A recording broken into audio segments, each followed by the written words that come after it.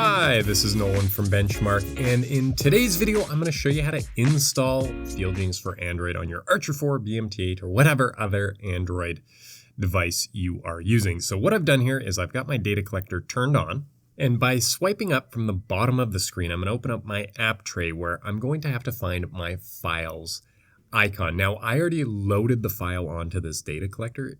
If you don't know how to do that, I do have a video on transferring files that I'll link to in the top right corner, but I want to make sure that I have it on my data collector and in a file location that I do know. Now that I've located the file here, what I'm going to do is click on it, and it's going to tell me that I'm not allowed to install apps from an unknown source. It's okay. It's because it's not coming from the Play Store. So what I'm going to do here is click on Settings and then Allow from this source. It will then prompt me if I'm sure I want to install the app. I'm going to click on Install. And it will say that it's an unsafe app and blocked because, again, it's not coming from the Play Store but an APK. So what I'll do is click on More Details, where it will expose a dropdown that says Install Anyway. And once it's done installing, I can now go back into my app tray, locate the FieldGenius icon, open it, and I'm now ready to start setting up my equipment, surveying, or whatever else I need to get done with FieldGenius. But for now, that is everything in today's video. That is how you set up FieldGenius on your data collector from an Android APK.